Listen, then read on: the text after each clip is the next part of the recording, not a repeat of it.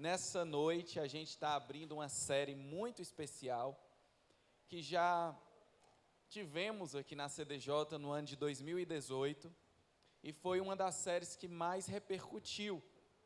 E aí a gente fez toda uma atualização para nessa noite começar novamente a ministrar aqui para você.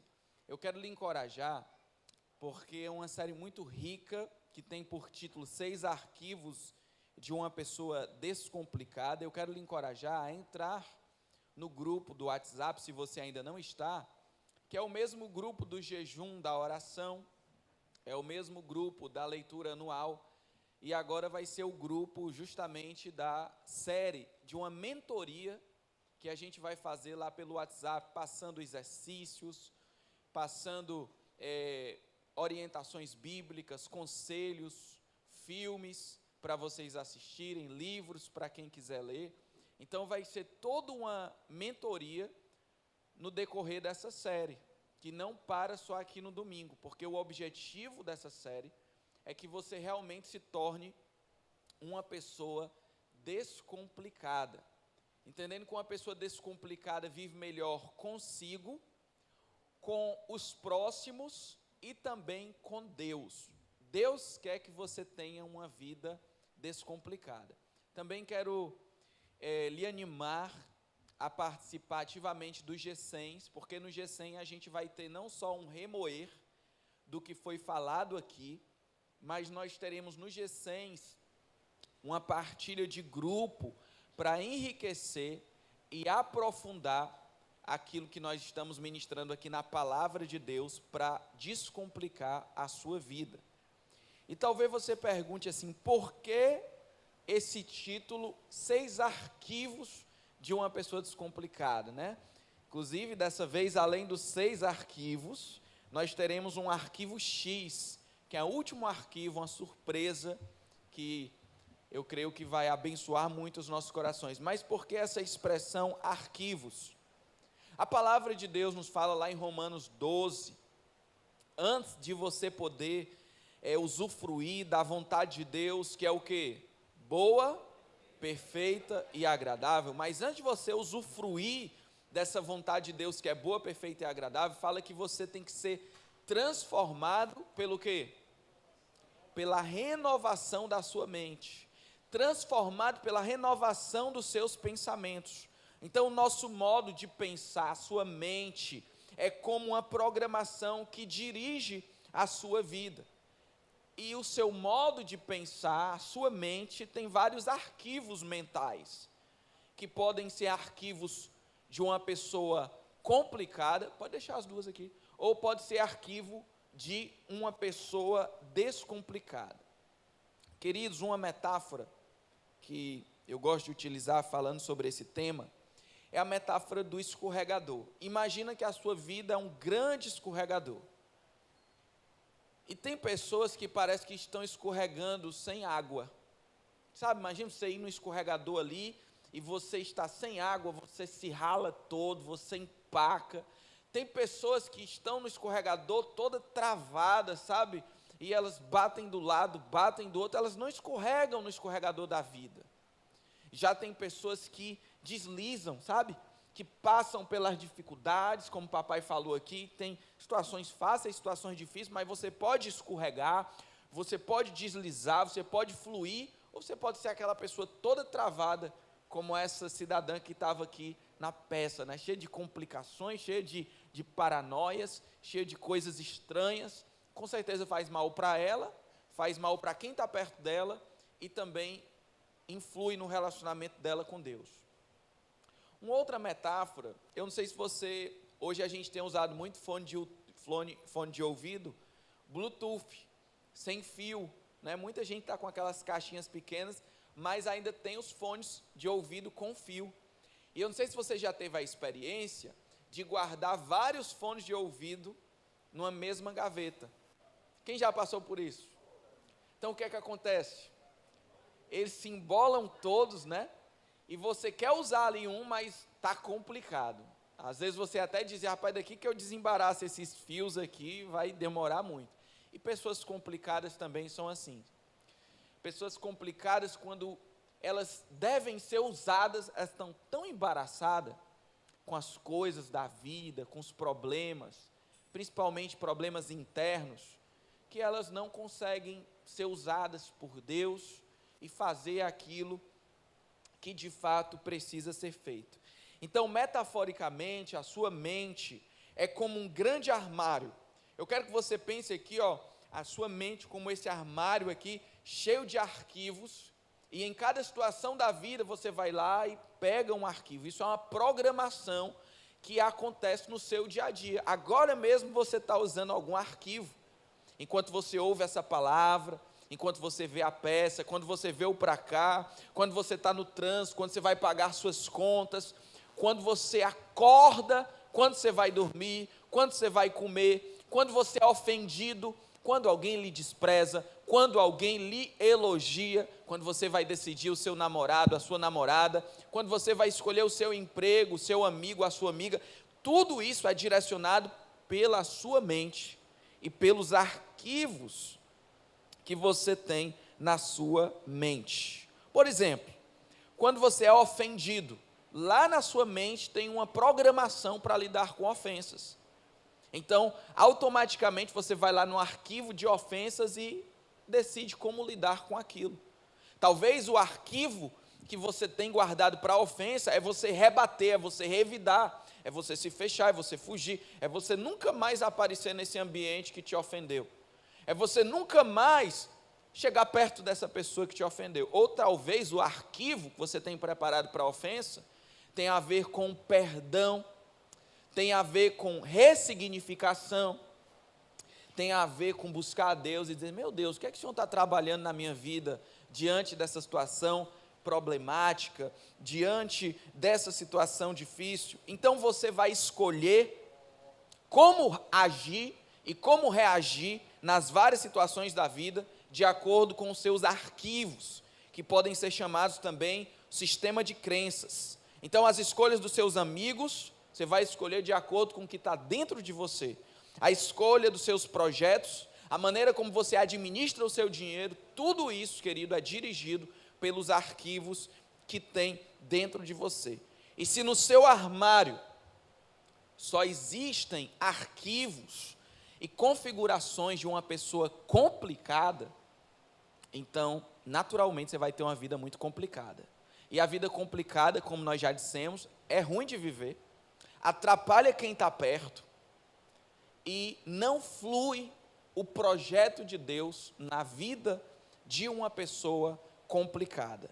Então, pessoas descomplicadas vivem melhor consigo, com os próximos e com Deus. E o objetivo dessa série é instalar, a partir desse livro sagrado que é a palavra de Deus, da abertura da palavra de Deus, da exposição, da ministração. Qual é o objetivo dessa série? É instalar na sua mente, no seu coração, os arquivos de uma pessoa descomplicada. Porque esses novos arquivos vão proporcionar para você novas escolhas e novos resultados. Quantos querem esses arquivos? Amém ou não amém? Amém. Então, eu quero só exemplificar um pouco mais aqui, um pouco de o que é uma pessoa complicada e o que é uma pessoa descomplicada. E você já vai aí se identificando. Você, poxa, essa característica eu tenho, essa eu não tenho. Por exemplo, pessoas complicadas, elas têm uma tendência de se ofender muito fácil. Conhece alguém que tudo fica ofendido? A pessoa melindrosa, a pessoa que você tem que pisar em casca de ovo para falar com ela, que se alguém está rindo ali, já acha que está rindo dela. São pessoas muito ofendidas. Pessoas complicadas têm dificuldade de perdoar. São amarguradas, são negativas, são pessimistas. Pessoas complicadas se importam demais com o que os outros pensam. Talvez alguém aqui seja assim, né? Eu me importo demais com o que vão pensar de mim. Nossa, eu queria tanto fazer isso, mas o que é que vão pensar de mim? Pessoas complicadas são rígidas, não têm flexibilidade, sempre querem agir do mesmo jeito. Pessoas complicadas são negativas. Você é ruim até que você prove o contrário para ela. Pessoas complicadas focam nos problemas, nas dificuldades. Outra coisa das pessoas complicadas é que elas são sempre vítimas. Sempre a culpa é dos outros, a culpa é do presidente, a culpa é da minha mãe, a culpa é do meu chefe, nunca assumem a sua autorresponsabilidade. Pessoas complicadas podem até dizer que confiam em Deus, mas na prática não confiam. Não se sujeitam a autoridades que Deus estabelece, por exemplo. Pessoas complicadas rapidamente entram em crise. Pouca coisa acontece, a pessoa já bate apavorosa ali, já está em crise, já está desesperada, já está ali incendiando tudo. Pessoas complicadas se desmoronam com as críticas. Às vezes recebem uma simples crítica, até uma crítica construtiva, mas ali elas se despedaçam. Reclamam mais do que agradecem. Sentem que o mundo é devedor. Todo mundo está devendo para as pessoas complicadas. O governo está devendo, a igreja está devendo, os amigos estão devendo. Então a pessoa complicada, ela nunca se coloca como um servo que tem algo para dar, mas sempre como um consumidor que tem algo para receber. A gente vê isso na igreja. Pessoas complicadas como Saul, da Bíblia, projetam as suas crises internas para o outro. Então a pessoa tem uma paranoia, um problema que é dela, e ela vê todo mundo com aquele problema. É muito comum pessoas traíras, pessoas mentirosas e enganadoras suspeitarem de todo mundo que está perto. Às vezes você tem uma pessoa verdadeira, mas é tão mentiroso que você acha que aquela pessoa está mentindo para você. Saul era tão complicado que ele achava o tempo todo que Davi queria passar por cima dele. São 2 reis na Bíblia. Davi estava tranquilo, Davi teve a oportunidade de matar Saul e não matou. Davi era resolvido com Deus, mas Saul, complicadíssimo, então ele tentava matar Davi, ele perseguia Davi porque era uma pessoa complicada. Então, preste bem atenção, quando você estiver olhando algo nas outras pessoas, de repente você está se vendo em outras pessoas. Pessoas complicadas são inconstantes no Senhor e na vida. Sabe, aquela pessoa que não tem uma constância em Deus, que é uma montanha russa, uma hora está bem, outra hora está mal, uma hora está querendo Deus, outra hora está se esfriando, está se afastando, precisa que alguém ligue, precisa do discipulador, precisa que alguém chame a atenção. Pessoas complicadas são inconstantes, são imaturas. Pessoas complicadas assumem dívidas financeiras com facilidade, porque não são contentes, não são bons mordomos e ficam se endividando o tempo todo, facilmente se intrigam com alguém, dão mais valor às coisas do que às pessoas, preferem as coisas limpas do que as pessoas confortáveis. Pessoas complicadas também não lidam bem com as diferenças. Olha, olhando aqui, tanta pluralidade de roupas, de estilo, de corte de cabelo, e a pessoa complicada, ela tem dificuldade de lidar, ela acha que o diferente é errado. Pessoas complicadas têm inveja. Pessoas complicadas muitas vezes são cronicamente tristes, porque triste todos nós ficamos em algum momento, mas existe a tristeza crônica, que é bem comum nas pessoas complicadas. Pessoas complicadas se sentem ameaçadas quando tem alguém melhor em alguma coisa por perto. Sabe aquele homem que, se estiver andando aqui com a sua esposa e passar uns outros homens mais bonitos, ele já fica inseguro. Ou aquela mulher que, se estiver num ambiente que tem outras mulheres muito bonitas, ela já acha que vai perder o seu marido, ela já liga o alerta do ciúme, que também é uma característica das pessoas complicadas. Pessoas complicadas têm vergonha. A vergonha é uma manifestação de complicação. Uma coisa é você ser introvertido, introspecto, mais na sua. Outra coisa é você ser envergonhado. A vergonha é um bloqueio típico de pessoas complicadas. Pessoas complicadas também não sabem agir em situações que são diferentes no cotidiano. Todo dia elas fazem aquele caminho, mas no dia que o caminho interdita, elas ficam paralisadas e não sabem como lidar com aquela situação. Estão dirigindo uma reunião e algo foge do controle e elas já paralisam, porque são complicadas. Para falar das pessoas descomplicadas, eu poderia dizer para vocês que é o oposto de tudo isso. Mas eu quero falar um pouquinho que as pessoas descomplicadas perdoam fácil. As pessoas descomplicadas, quando ela vê um ofensor, o ofensor é o chato, é o inconveniente, é aquele que está ofendendo. Quando ela vê o ofensor, ela percebe uma necessidade. Poxa, a pessoa para estar agindo desse jeito, deve ser muito infeliz, deve estar com muito problema. Então a pessoa descomplicada, ela tende a ajudar e a se aproximar. A pessoa descomplicada pode receber críticas e elogios sem entrar em crise. Ela perdoa rápido, ela foca na oportunidade. Em cada crise, as pessoas descomplicadas enxergam oportunidades, elas são positivas. Elas interpretam os episódios ruins como oportunidade de crescimento em Deus, porque creem que tudo coopera para o bem daqueles que amam a Deus. Pessoas descomplicadas confiam totalmente no Senhor. Pode dizer que confiam cegamente em Deus, obedecem mesmo sem entender, porque nem tudo que Deus pede a gente entende, principalmente no momento. Mas a pessoa descomplicada, ela sabe que Deus sabe o que está falando, e ela segue mesmo quando não entendem. Pessoas descomplicadas sabem quem são em Cristo, têm uma identidade firmada, gostam de servir, querem crescer e contribuir com o mundo. Pessoas descomplicadas contagiam com alegria os ambientes em que chegam, valorizam as pessoas acima das coisas. Há um breve descritivo aí das pessoas complicadas e descomplicadas. Naturalmente, nós todos somos um misto dessas duas características, mas como disse, o objetivo dessa série é que você entre muito mais na zona de uma pessoa descomplicada, de uma pessoa cristã, de uma pessoa semelhante a Jesus, do que de uma pessoa toda complicada que entrava na vida. Então, se você está aí com algum bloco de anotações, ou mesmo com o seu celular, eu queria que você se desse uma nota sincera agora. Não precisa compartilhar com ninguém, mas se dê uma nota de 0 a 10, sendo que 0 é o mais complicado e 10 é super descomplicado. De 0 a 10, qual a nota que você se dá sinceramente? Então escreve aí, porque quando você só pensa, tem uma ação. Quando você escreve, tem outra ação. Então escreve aí qual a nota que você se dá hoje, que é o dia 14 de agosto, é isso? 14 de agosto de 2022, o Dia dos Pais. Qual a nota que você se dá? Porque você vai se dar outra nota ao final dessa série.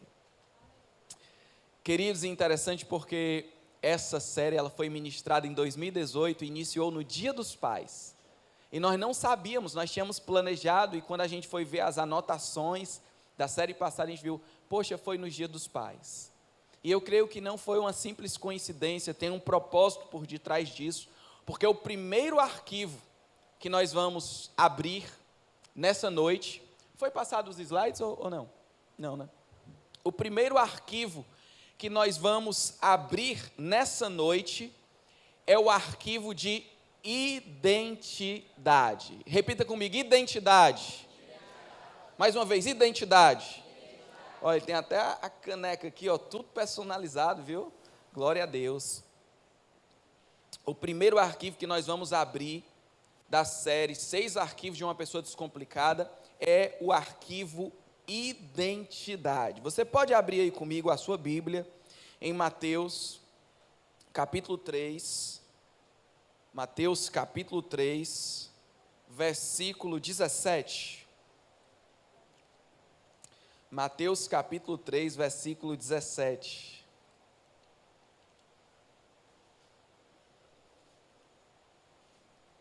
Hoje eu vim trajado de uma maneira que não costumo vir, não tem nenhum problema, e as pessoas complicadas já estão cheias de crise aí na cabeça.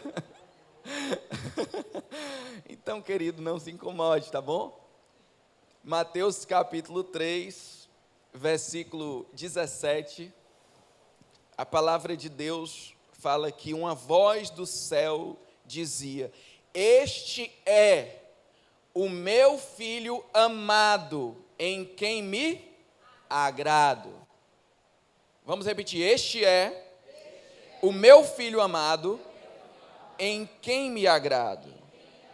Agora vá lá para o capítulo 4, versículo 3. Então o tentador, aproximando-se, disse a Jesus: se você é o Filho de Deus, mande que essas pedras se transformem em pães. Você observa o contraste que tem aí? Deus disse do céu: este é o meu Filho amado, em quem eu me agrado. o tentador disse: se você é o Filho de Deus, transforma essas pedras em pães. Nós estamos aqui diante da primeira tentação de Jesus registrada na Bíblia. A primeira. Jesus havia sido batizado. O batismo é um momento tão importante, é um momento que representa o nosso novo nascimento, e Jesus, para se identificar conosco, para cumprir toda a lei, foi batizado, e no momento do batismo de Jesus, veio uma pomba do céu, representando o Espírito Santo, pairou sobre Jesus, Jesus que era cheio do Espírito Santo, e a voz do Pai dizia: este é o meu Filho amado, nele eu me agrado. Depois do batismo, Jesus foi para o deserto, e ele foi tentado por Satanás. E Satanás quis pôr em xeque e em dúvida justamente aquilo que Deus tinha dito a respeito de Jesus.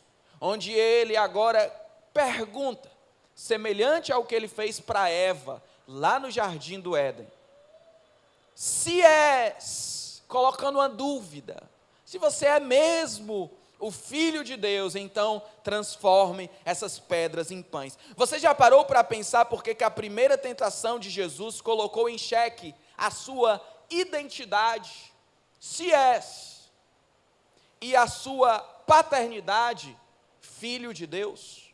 Você já parou para pensar por que o diabo, que é tão estratégico, que é tão astuto, quando ele foi tentar Jesus pela primeira vez, ele colocou em xeque justo quem você é e quem é o seu pai? Sabe por quê, queridos? Porque a identidade é a base de tudo. A identidade, de fato, precisava ser o primeiro arquivo a ser aberto, porque a identidade é a base de um ser humano. E sabe por quê também? Porque a paternidade respalda a identidade. A identidade é a base do indivíduo. Esse assunto é muito importante. E a identidade, diga assim comigo, a identidade está ligada à paternidade.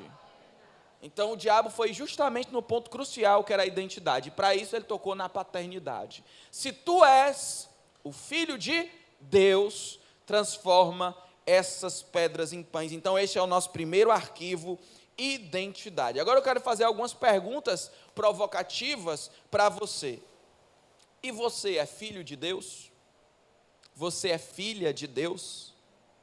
Será que Deus tem mesmo o melhor para a sua vida?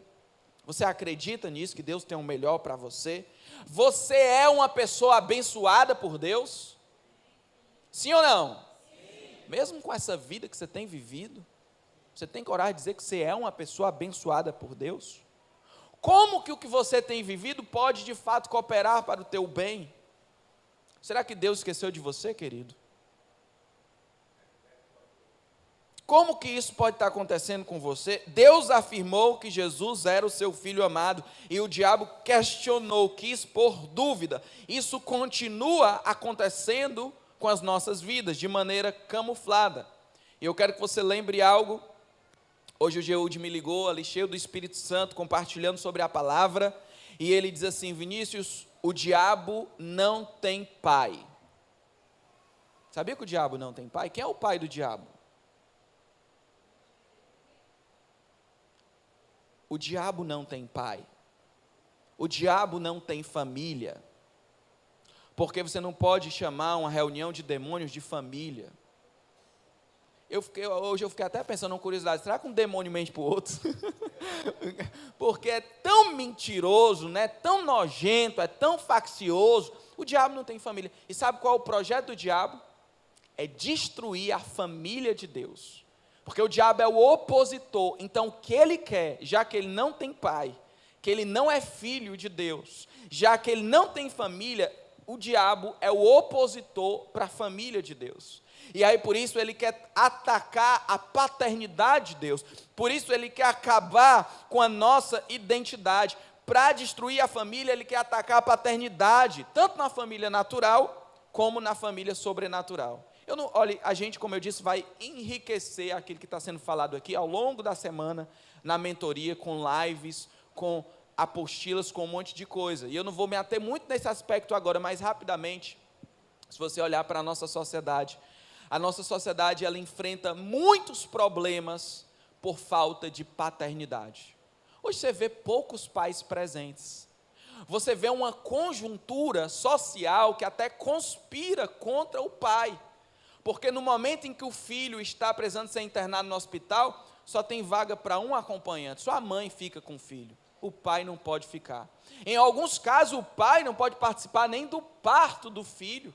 Só está ali a mãe, aquele momento tão precioso do nascimento, muitas vezes o pai não está ali. Se você for visitar um presídio no Dia das Mães, se tiver 1000 presas, você vai ver ali 900 mães. Agora, se você for visitar o presídio hoje, no Dia dos Pais, se tiver 1000 presos, você vai ver uns 20 pais. É uma sociedade doente pela falta de paternidade. Homens que algumas vezes são jogados para o machismo, posturas ridículas, de abuso, de palavras duras, e outras vezes são covardes, são frouxos, não têm presença, não têm postura, e há um grande desastre na vida de um ser humano, de um filho, sem a presença abençoadora do seu pai. O diabo quer atacar a família, quer destruir a identidade, quer atacar a paternidade. Jesus, porém, viveu pela palavra de Deus, por isso teve sucesso, por isso teve uma vida com propósito, e Jesus, de fato, foi a pessoa mais descomplicada que já passou nessa terra. E você? Como que está a sua identidade? Agora eu quero falar algo para você, querido, muito importante, que talvez na série passada você não tenha se atentado, você que participou da primeira edição. Identidade é diferente de autoimagem, porque identidade é quem você é, e quem você é quem Deus disse que você é. Agora, autoimagem é como você se vê, é como você se percebe, é como você se vê no espelho, é como você se acha. Deixa eu fazer uma pergunta para vocês. Sempre a identidade é igual à autoimagem? Sim ou não? Quem dera que fosse. Mas muitas e muitas vezes a identidade, Deus olha para você e diz assim: esse é o meu filho amado, essa é a minha filha amada, eu tenho prazer, eu tenho um projeto de paz, eu tenho bênçãos, eu tenho dádivas, eu tenho livramento, eu escolhi para ser santo, para ser irrepreensível, eu escolhi para fazer prosperar, e Deus olha para você e diz isso. Só que aí muitas vezes você olha para si e diz assim: eu sou uma peste, eu não presto, eu sou feio, eu sou burro, nada dá certo na minha vida, eu não consigo achar uma pessoa boa, eu só faço amizade sem vergonha, eu não consigo um emprego bom, eu não consigo melhorar na minha vida, eu não presto, eu não funciono, eu não posso, eu não consigo. Aí deixa eu perguntar para você, qual é o mais importante, a identidade ou a autoimagem? O mais importante é o que Deus diz ou o que você diz? Muito bem, o mais importante é a identidade, o mais importante é o que Deus diz. Agora deixa eu fazer uma outra pergunta para você. Qual que mais vai influenciar sua vida? É a identidade ou a autoimagem? Não, mas Deus está dizendo, você pode. Se você disser, eu não posso, você pode ou não pode? Você vai agir como quem pode ou como quem não pode? Então, querido, preste atenção. O mais importante, de fato, é o que Deus diz e a identidade. Mas o que mais vai influenciar na tua vida é tua autoimagem. Porque se Deus disser para você, pode pisar, que o mar se abre. E se você disser assim, eu não vou pisar não, que o mar não vai se abrir. Você não pisa e Deus não te obriga. E você vive paralisado. Se Deus disser assim para você, pode orar pelo teu casamento que eu vou restaurar, e você disser, esse homem aí nem o diabo ajeita, nem o diabo quer. Por mais que Deus tenha um plano, você frustrou. Se Deus disser, se você buscar a minha presença, eu te liberto desse vício, eu te faço mais do que vencedor, e você disser, não, mas a luta é muito grande, não dá para mim, eu não vou conseguir, eu vou cair, o que vai prevalecer, no final das contas, é o que você está dizendo. Provérbios 23, 7 fala, assim como tu pensas, tu és. E tem um exemplo bíblico disso muito forte, dentre outros, que está registrado lá em Números capítulo 13, onde Deus diz para o povo, olha, eu estou dando a terra para vocês, a terra é de vocês, a terra prometida está aí, eu vou derrotar os inimigos, é a terra que mana leite e mel, eu vou abençoar, toma por herança.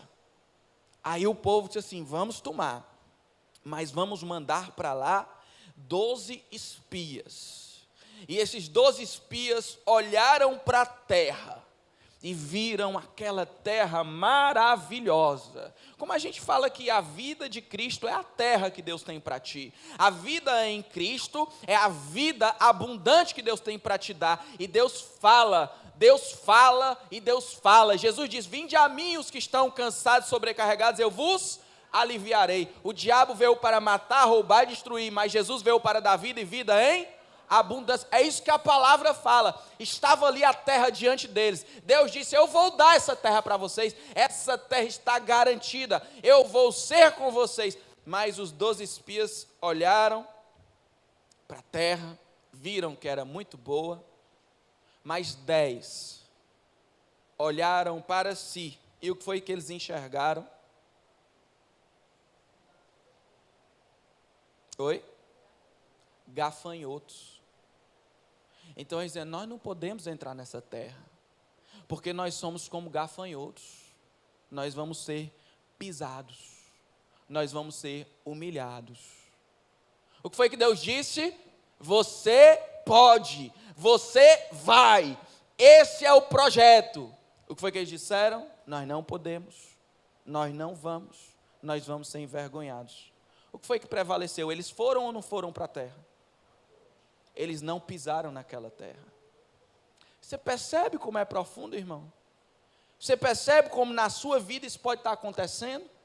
Que Deus tem algo para você, mas a identidade que Deus te deu está totalmente fora da autoimagem que você tem. Deus olha para você como um vencedor, Ele quer te abençoar, mas você continua olhando para a sua vida como um trapo, como um escravo do diabo, como um escravo do pecado, e você não prospera. Você não vai adiante, você não toma posse daquilo que Deus tem para você. Aqueles homens não acreditaram, se viram como gafanhotos, e Deus disse, olha, essa incredulidade, essa rebelião, vai fazer com que vocês não entrem na terra. E todos aqueles homens precisaram morrer, os seus filhos cresceram, só 2 dos 12 entraram, Josué e Calebe, porque eles disseram assim, nós podemos ir, porque o nosso Deus está conosco, o nosso Deus nos dará a vitória. E para esses que alinharam o seu discurso com a palavra de Deus, estes receberam a terra prometida. Então, querido, você precisa alinhar a maneira como você se vê com a maneira que Deus te vê. Se você fizer isso, te prepara para uma revolução. Quanto mais alinhado a sua identidade, como Deus te enxerga, em Cristo Jesus, com a sua autoimagem, mais as coisas vão fluir. Agora seja sincero, quem é você? Como você se vê? Você se vê de fato como um filho de Deus? Você estava aqui na reunião, nesse momento de louvor aqui, adorando, louvando como um filho de Deus, como alguém que é abençoado, como alguém que é grato, como alguém que quer derramar a melhor adoração para o Senhor. Como é que você se vê? Sabia que o seu louvor, ele reflete a maneira que você se vê? Sabia que o seu louvor, ele reflete a identidade que você percebe a respeito de você mesmo? Porque uma pessoa super grata, super abençoada, filho amado, quer demonstrar isso para o pai, quer derramar isso no pai, quer louvar o pai, quer glorificar o pai. Qual o seu valor? Será que você vale alguma coisa? Será que você vale mesmo alguma coisa? Será que tem alguém por você? Qual a sua capacidade? Será que você pode mesmo melhorar a tua vida? Será que você pode alcançar novos patamares sociais? Será que você pode romper com a estrutura que você está hoje, ir para novas estruturas? Será que aqueles sonhos mais bonitos do teu coração podem acontecer? Ou você está fadado a uma vida de sobrevivência? Simplesmente vai passando aí, vai escapando, esperando a hora da morte. Você se sente seguro e confortável sendo você mesmo? Muitas vezes as pessoas se veem diferente de como Deus as vê, e isso complica tudo, porque a pessoa tende a se tratar da maneira como se percebe. Se eu me percebo uma pessoa honesta, se eu sei, dentro de mim, eu sou uma pessoa honesta, eu vou agir como tal, porque é uma programação, é um arquivo dentro de mim que vai me direcionar. Porém, se eu me percebo como uma pessoa desonesta, eu também agirei como tal. Sabe qual é o problema, querido, de muitos tratamentos? Sabe qual é o problema de muitos até aconselhamentos? Porque a gente quer dizer para a pessoa o que ela deve fazer e o que ela não deve fazer, mas a raiz do que ela faz está em quem ela é. Por que ela está agindo desse jeito? Se você pegar uma garotinha de 16 anos na orla da praia, se vestindo como uma prostituta, disposta a vender o seu corpo por R$150 para qualquer pessoa desconhecida que aparecer, será que você pode compreender que não basta dizer, não faça isso, isso não vai fazer bem para você, você é uma moça bonita, porque ela só está fazendo aquilo, porque antes de estar ali, ela se vê como um objeto, ela se vê como uma pessoa que pode ser vendida, então ela está agindo de acordo com o arquivo está dizendo assim, ó, você tem um valor pequeno, R$150 lhe paga, você é um objeto, você não é digna, você é uma burra, então R$150 compram você, e quando a gente tenta só mudar o comportamento dela, sem mudar a raiz da qual deriva esse comportamento, vai ser um trabalho superficial, um trabalho extremamente fragilizado, e por isso que tantas pessoas voltam às mesmas práticas. Sabe qual é a grande transformação? É na identidade, com a autoimagem, porque quando isso é transformado, não importa o que está lá fora, porque o que vem mais forte é de dentro para fora. O que muda uma pessoa não é o que acontece lá fora, é o que acontece aqui dentro. Por isso que Daniel, na Babilônia, mesmo com todas aquelas ofertas, sabia quem ele era. Por isso que os 3 amigos de Daniel foram para um contexto, gente, onde ninguém adorava a Deus. E teve uma hora lá que todos tiveram que se ajoelhar perante um ídolo. E todos se ajoelharam, todos se prostraram. E eles 3 ficaram de pé. Por que eles ficaram de pé? Porque eles sabiam quem eram. O que vai manter você de pé não é a programação da igreja. O que vai manter você de pé não é alguém ficar puxando tua orelha. Não é alguém ficar dizendo, faça isso, não faça. O que vai manter você de pé, de fato, na hora mais sombria, na hora mais difícil, é você saber quem você é.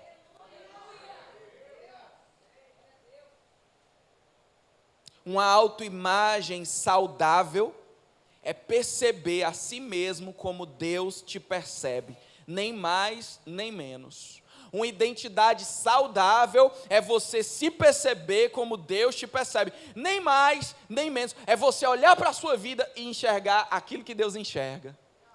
É você se ver da maneira como teu pai diz que você é. Mas calma que a gente vai construir como é que se chega lá. Abra sua Bíblia aí comigo, num segundo texto que eu quero ler nessa noite, no capítulo 1 de Efésios. Essa carta que o apóstolo Paulo escreveu enquanto estava preso. Efésios capítulo 1.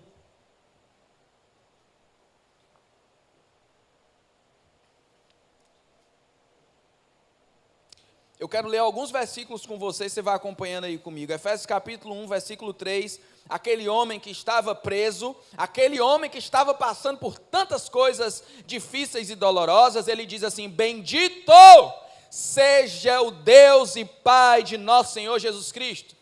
Sabe o que é que esse homem diz? Ele nos abençoou com todas as bênçãos espirituais nas regiões celestiais em Cristo.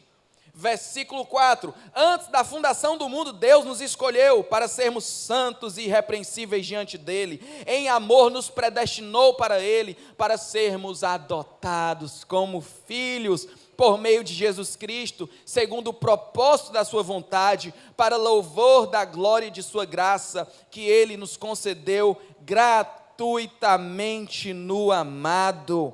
Versículo 17, ele diz assim: eu peço ao Deus de nosso Senhor Jesus Cristo, o Pai da glória, que conceda a vocês espírito de sabedoria e de revelação, no pleno conhecimento dEle. Eu peço que Ele ilumine os olhos de coração de vocês, para que saibam qual é a esperança da vocação de vocês, qual a riqueza da glória da sua herança nos santos, e qual a suprema grandeza do seu poder sobre nós, os que cremos, segundo a eficácia da força do seu poder.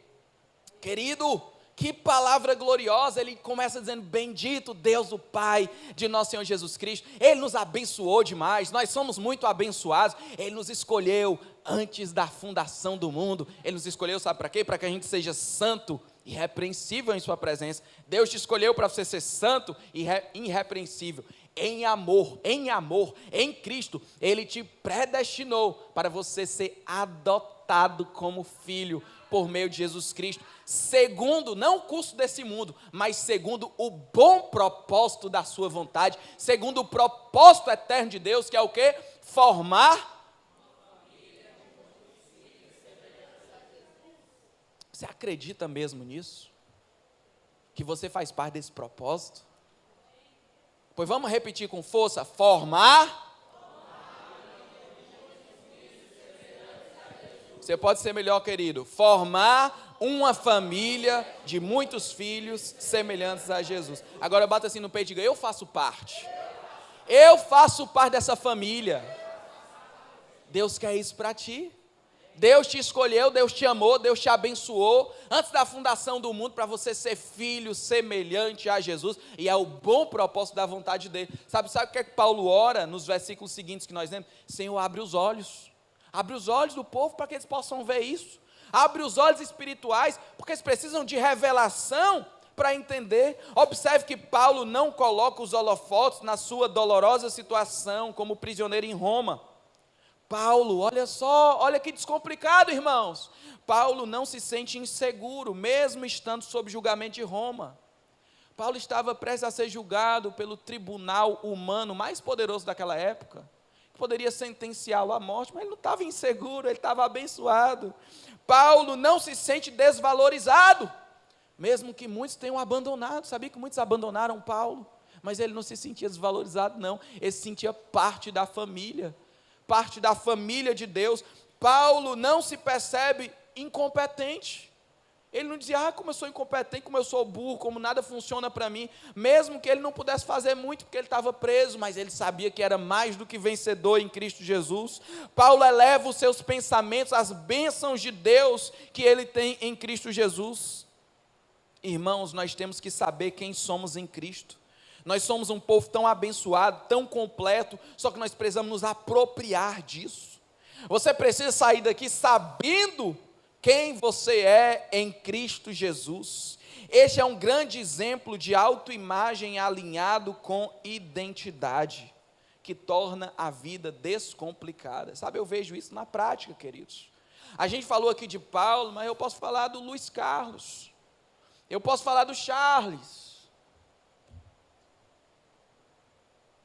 eu posso falar da Roxana, eu posso falar da Quílvia. A gente vê que isso pode ser a prática da nossa vida. Meu Deus, quantas coisas, mas isso não altera o que o Senhor planejou para mim. Quem eu sou em Ti me sustenta nos momentos mais sombrios. Quem eu sou em Ti, o que o Senhor tem para mim, como eu me vejo, como o Senhor me vê. Por que Jesus não entrou em crise diante de tanta oposição? Jesus, os familiares disseram, ele está louco, pode internar no hospício. Os religiosos disseram, ele está endemoniado, tem cão nos coros dele aí. E Jesus sabia quem ele era, que ele era o filho amado do Pai, que o Pai se agradava nele, e ele se deleitava no Pai. Sabe o que é que isso significa? Que quando você sabe quem você é, podem as pessoas atirar pedra, podem as pessoas te perseguir, podem as pessoas levantar calúnia contra ti, a identidade que o Pai te deu te mantém seguro, querido. Por que Davi enfrentou o gigante Golias com tanta coragem? Por que ele foi para cima do desafio? Porque ele sabia quem era por ele. Ele disse, hoje mesmo o Senhor vai te entregar nas minhas mãos. Precisa de crentes se levantando na faculdade, na política, nas empresas, na economia, nas famílias, e dizendo, hoje mesmo o Senhor vai fazer uma mudança, porque Ele é comigo, o Senhor está agindo, e agindo Deus, quem impedirá? Aleluia! Será que diante desse projeto social que nós temos empreendido aqui, não vão surgir oposições? Não vão surgir dúvidas? Quantos vão levantar e dizer, hoje mesmo o Senhor vai fazer algo nesse bairro? O Senhor vai mudar a realidade dessa cidade, porque nós estamos aqui. Nós estamos de pé, porque nós estamos de joelho diante do Senhor. Por que tem tantas pessoas com medo do que vai acontecer no futuro? Por que tem tanta gente buscando aceitação, desesperado? Por que alguns lidam tão mal com rejeição humana? Por que tem tantos líderes que se sentem ameaçados? Porque alguns crentes se moldam tão fácil ao mundo, numa festa, numa faculdade. A pessoa tende a se tratar da maneira que se percebe. Cada um dá o que tem dentro de si, manifestando sua percepção de identidade. Um homem estava tentando salvar um escorpião que morria ali afogado, que estava se afogando, e ele foi lá e tentou tirar o escorpião e levou uma picada. Ai! E ele foi porque ele queria ajudar novamente e levou outra picada. Ai! E ele olhou para um lado, para o outro, enxergou uma grande folha e pegou aquela folha e foi ajudar o escorpião e tirou ele da água. E o menino que estava do lado perguntou, por que você tentou salvar um escorpião que estava te mordendo? E ele respondeu, ele é um escorpião, a natureza dele é morder. Eu sou um servo de Deus, a minha natureza é ajudar. E o que fazem contra mim não determina o que eu faço. Por que você continua liberando palavras de bênção sobre quem tanto te amaldiçoa? Por que você continua indo atrás de pessoas que não estão nem aí para você? Por que você decide ser uma pessoa do bem numa sociedade tão má? Por que você decide contribuir com o reino quando tem um império de trevas aí fora? Porque nós somos guiados não pelo que acontece lá fora, mas pela natureza que Deus implantou em nós por meio de Cristo Jesus. Aplauda ao Senhor, querido. Aleluia. Agora uma pergunta muito oportuna, como surge a sua identidade? Como é que nasce a tua identidade e como é que nasce a tua autoimagem? A tua identidade na Bíblia está muito ligada à tua família, ao seu nascimento, mais especificamente com a sua paternidade. Basicamente, diga assim, eu sou quem meu pai é. Então, espiritualmente, você é quem seu pai é. A Bíblia classifica dessa maneira. Por isso que na Bíblia tem tanta genealogia. Tem gente que pergunta, por que tem genealogia? Porque para chegar no indivíduo, precisa saber de onde ele veio, qual foi o nascimento dele, qual a origem dele. Por isso que Jesus foi questionado pelos seus pais, baseado nos pais que ele tinha. Perguntaram lá em Mateus 13:55, não é este o filho do carpinteiro? O nome de sua mãe não é a Maria, e os seus irmãos não são Tiago, José, Simão e Judas?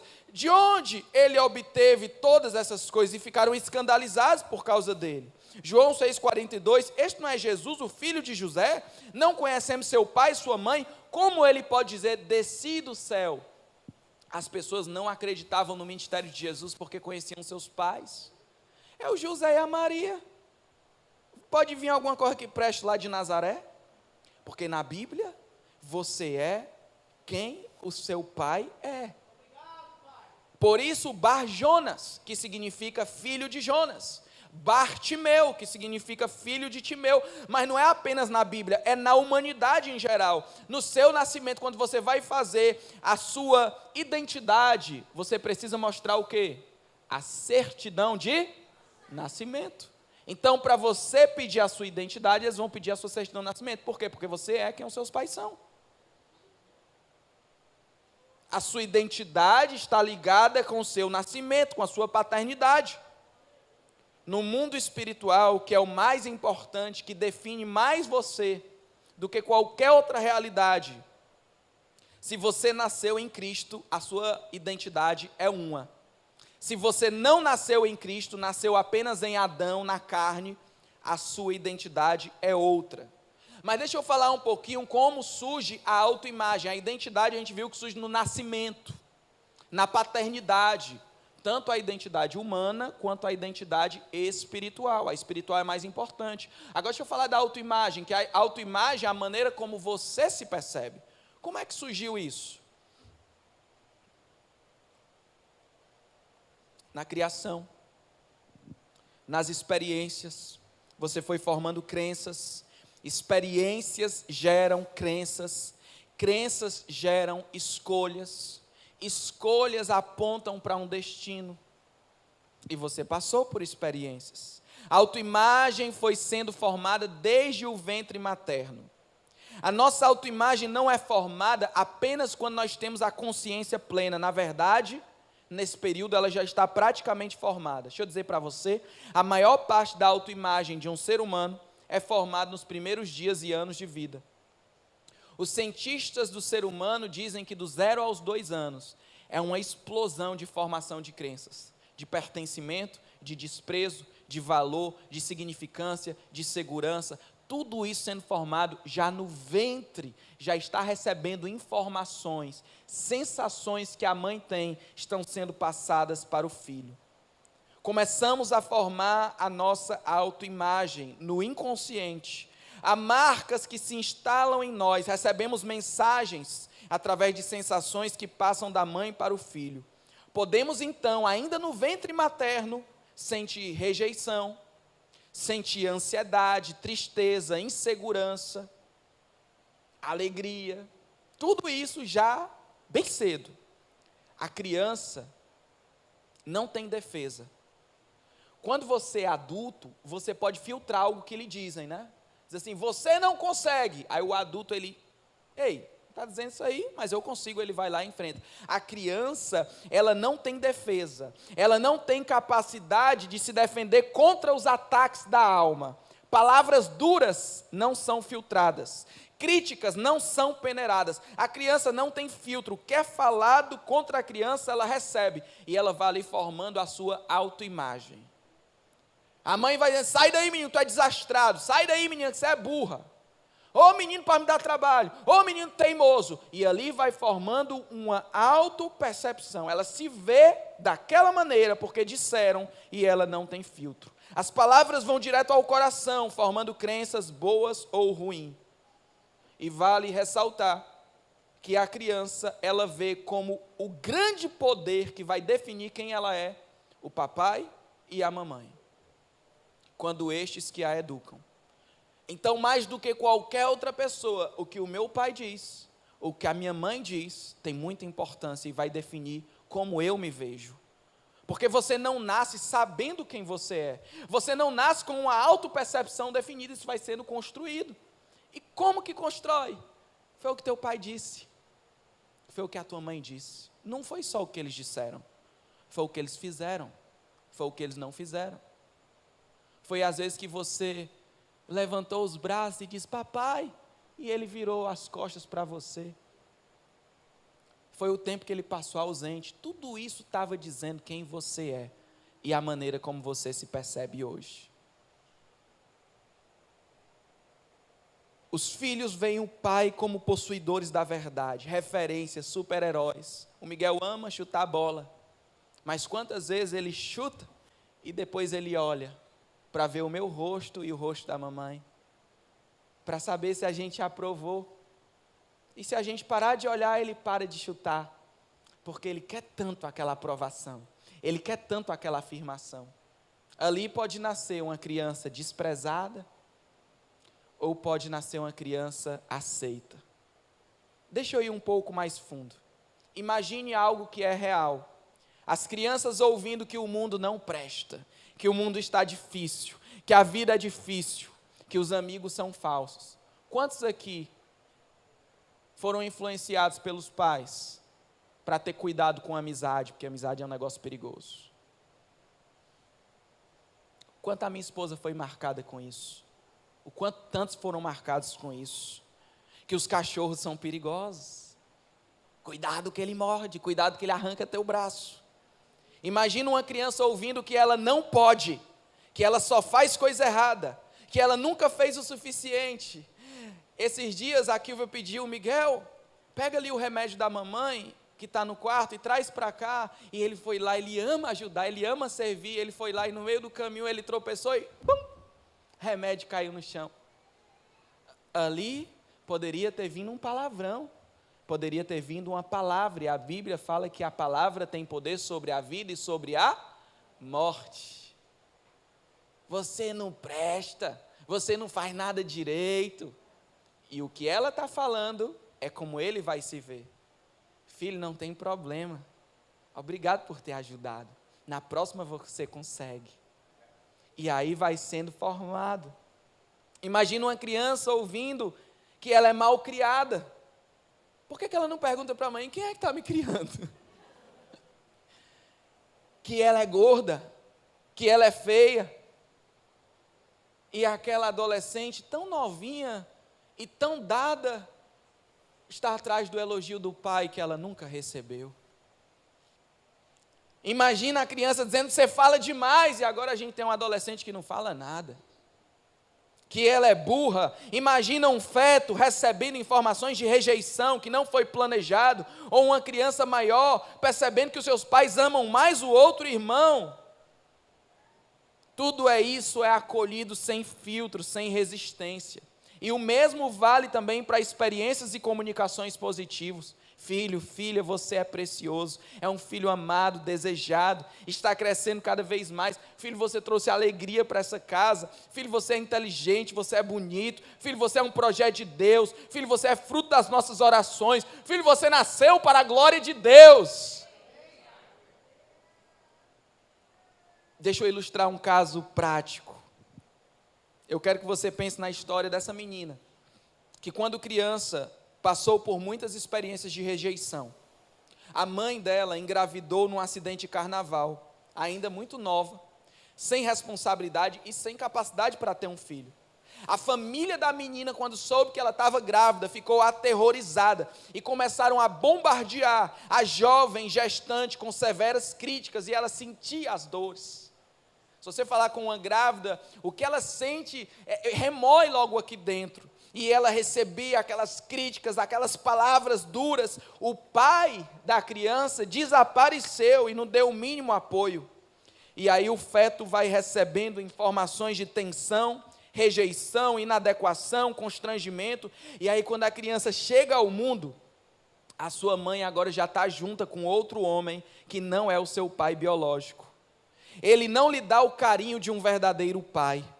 Trata com desprezo, com desdém. O sentimento de rejeição está cada vez mais forte. E depois de 2 anos nasce uma criança, agora da sua mãe com o seu padrasto. E essa criança recebe o que ela nunca recebeu. Todo o amor e o afeto que ela sempre quis ter, que ela nunca recebeu, ela viu agora na outra criança. Agora já com 8 anos de idade se sente insegura, inadequada, um caso indesejado. E essa crença lhe acompanha na adolescência, na juventude, na fase adulta. Nós vemos agora um adulto complicado. Nós vemos uma pessoa medrosa, com constantes problemas relacionais, sem autoconfiança, com a autoimagem danificada, tem dificuldade em arrumar um emprego, tem dificuldade em trabalhar em grupo, tem dificuldade em casar, tem dificuldade em ser criticada, até de receber elogios. E essa história, com algumas variáveis, certamente é um retrato muito parecido com muitas histórias que estão aqui. E aí você se vê dessa maneira. Porque a sua autoimagem foi formada num mundo caído, cheio de coisas ruins, com pais que são falhos, algumas vezes terríveis. E 1 Pedro 1,18 fala da maneira vazia de viver, transmitida pelos nossos antepassados. Agora, o ponto central. Essa autoimagem danificada vai ser justamente os arquivos que vão direcionar cada escolha, cada ação e cada reação. Nós temos muitos arquivos, então, de pessoas complicadas. A formação da identidade, como eu já disse, está na nossa filiação, no nosso nascimento. Deixa eu voltar um pouco para isso. Sem Cristo, você é órfão espiritual. Sem Cristo você não tem pai espiritual, e acaba numa bagunça demoníaca sendo filho do pecado, filho do diabo, por andar no mesmo sistema que ele. Agora, com Cristo, você se tornou filho de Deus. A palavra fala lá em João capítulo 1, versículo 12, que ele veio para o que era seus, mas os seus não receberam, mas a todos quanto receberam a Jesus, deu-lhes o poder de serem feitos filhos de Deus, a saber, os que creem no seu nome. Então, numa perspectiva bíblica, você não é o que você faz, você não é o que você tem. Numa perspectiva bíblica, você é quem o seu pai é, e o seu pai é Deus, quando você recebe a Jesus como teu Senhor e Salvador. O que é nascido da carne é carne, todos nós nascemos da carne, mas o que é nascido do Espírito é Espírito. E quando nós nascemos em Cristo, o nosso espírito se liga ao Espírito de Deus, e nós somos achados como filhos de Deus.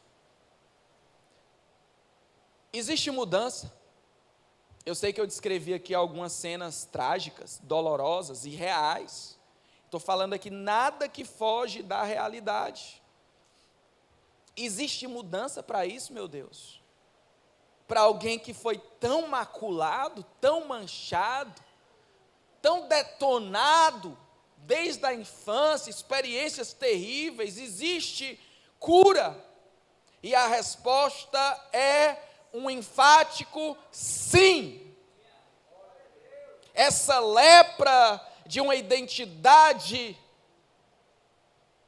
órfã, essa lepra de uma autoimagem danificada, não é o plano de Deus para a sua vida. Deus tem algo novo para você. Preste bem atenção. A gente não é assim. Essa história que eu descrevi não é o que a gente tem que viver. É uma programação que foi instalada e que pode ser mudada. Eu quero que você saiba de uma coisa, querido. Deus, o nosso Criador, Ele projetou tudo bom, tudo em paz, tudo em abundância, e tudo que não é vida abundante foi colocado aí e pode ser retirado, foi programado e pode ser reprogramado, foi feito e pode ser desfeito, infectou e pode ser limpo, porque você é, na essência, imagem e semelhança de Deus. Sabe o que é que o ser humano é? Na sua originalidade, imagem e semelhança de Deus. Você é a criatura que Deus decidiu depositar a sua imagem e refletir de forma especial a sua glória. Além disso, você não é só criatura, mas quando você recebe a Jesus, você se torna filho de Deus. E com isso não há limites para vencer os medos, as imperfeições, para ser curado. E onde tinha mazela, Deus vai abrir um ministério na tua vida. Onde tinha dor, Deus vai levar cura, Deus vai levar alegria, Deus vai transformar em testemunho de vitória, para você vencer, para você melhorar, para você sonhar alto, para você viver uma vida descomplicada, feliz, abundante, para a glória daquele que te criou. Existe mudança e cura para você em Cristo Jesus. Em Cristo nós temos uma nova identidade. Na caminhada com Cristo, nós recebemos uma nova autoimagem. Agora deixa eu dizer para você, meu irmão, tome consciência. Tome consciência, seja honesto com você mesmo. Reconheça que tem alguma coisa errada. Se você tem agido de uma maneira tão ruim, não é possível que a sua identidade esteja correta, que a sua autoimagem esteja correta. A resposta de Deus foi uma grande adoção em Cristo Jesus. Deus nos leva para a sua casa e nos reforma. Sabe aquelas experiências traumáticas que eu falei? Deus começa a ter experiências sobrenaturais com você. O Espírito de Deus começa a ministrar no teu espírito novas coisas. E a palavra de Deus fala, e se alguém está em Cristo é nova criatura. As coisas antigas já se passaram, tudo se fez novo. E na medida que você caminha com Jesus, você já recebeu a Jesus, você é filho de Deus, mas agora você precisa se ver como Deus te vê. E quando você caminha com Jesus, quando você lê a palavra, quando você ora, quando você louva, quando você está em comunhão com seus irmãos, quando você busca a Deus, Deus vai gerando experiências com você. E a experiência com Deus é mais forte e mais poderosa do que qualquer experiência que você já teve nessa terra. Você pode pegar a pessoa mais ferida. Onde abundou o pecado, superabundou a graça. Deixa eu dizer para você, a experiência com Deus, ela gera mais crença, mais força, mais fortaleza do que qualquer outra experiência. Por isso você pode olhar para uma pessoa detonada, se ela estiver em Cristo, ela será restaurada. Só em Cristo nós podemos ser chamados filhos de Deus. O desafio para você não se trata, eu não quero pedir para faça isso, faça aquilo outro, mas descubra quem você é em Cristo, porque de fato, quando você receber quem você é em Cristo, você fará naturalmente as coisas mais extraordinárias. Quando você se tornar na sua autoimagem, o que você já é, na sua identidade, as coisas vão descomplicar na sua vida. Se aproprie daquilo que já é seu por herança. Sabe o que é que Paulo ora? Senhor, faz com que eles enxerguem o que eles já são. Você que não recebeu a Jesus, só tem uma coisa que você precisa: receber a Cristo. Porque quando você recebe a Cristo, você deixa de ser órfão e passa a ser filho amado de Deus. Quando você recebe a Cristo, só tem uma coisa que você precisa: é olhar para você mesmo como Deus te olha. É um processo de santificação. Se isso for recebido por você, que é uma revelação no Espírito, obtida por uma caminhada com Jesus, você é quem seu pai diz que você é. Você tem linhagem real, se comporta como tal. Você tem aquilo que seu pai tem. Você age como seu pai age. Você pode aquilo que seu pai diz que você pode. Você nasceu para agradar este pai. E nada pode te deter, meu irmão.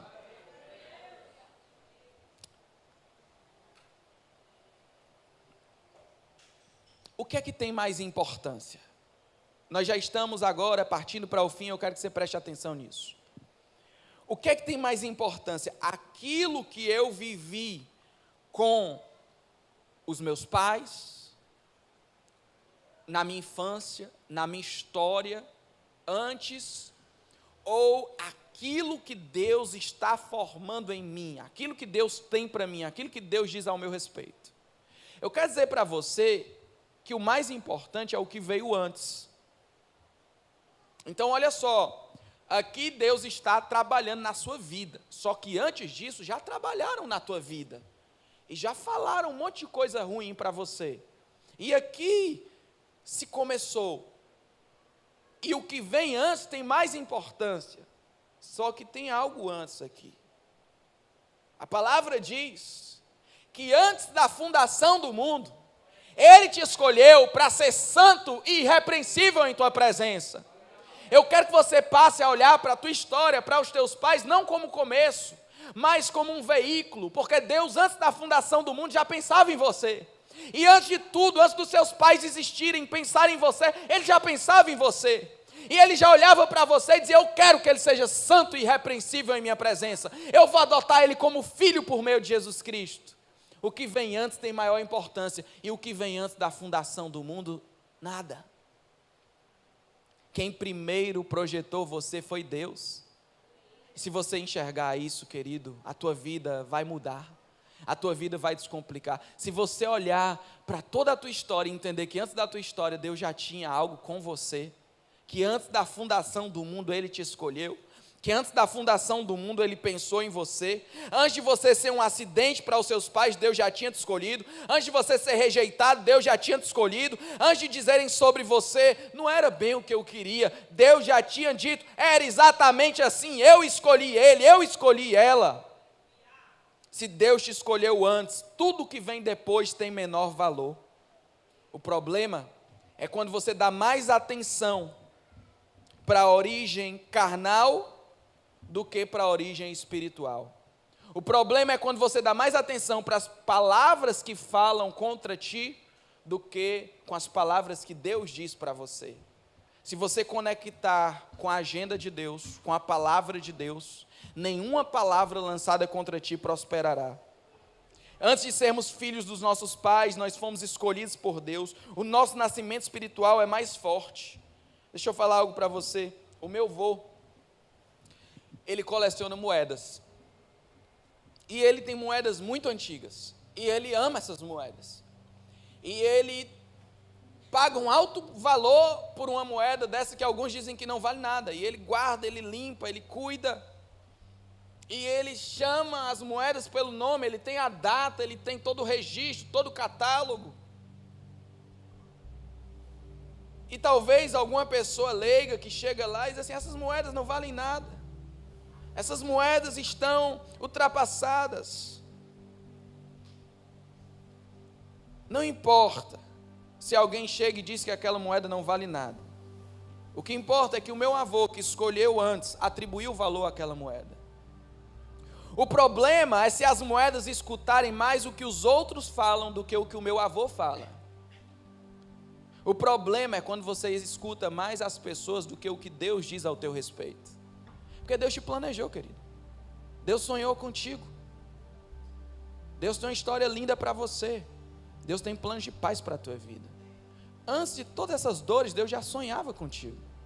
O problema é quando você escuta mais as outras pessoas do que a palavra de Deus. Não importa a projeção que lançaram sobre você. Talvez a sua família tão desajustada, sempre falando gritaria, grosseria, palavrões. Você se tornou uma pessoa desequilibrada, raivosa. Aquelas cenas de briga dentro de casa formaram uma crença de insegurança no seu coração. Mas eu quero dizer que Deus te escolheu antes. Deus te projetou antes. Deus disse que você foi escolhido e projetado para ser santo e irrepreensível. E agora você tem que saber quem você é em Cristo. Se você está em Cristo, você faz parte de um povo tão abençoado, tão completo, e tem que se apropriar disso. Sabe, hoje é uma noite de decisão. E são duas decisões que precisam ser tomadas. A primeira decisão é você que ainda tem uma identidade de órfão. O próprio Deus olha para você e vê, ele é órfão. Por quê? Porque ele não foi adotado como filho. Ele não recebeu Jesus. Ele não teve o perdão dos pecados. Então no mundo espiritual, que é o mundo mais importante, é o mundo eterno, se você não recebeu a Jesus, você é órfão. Você é maldito.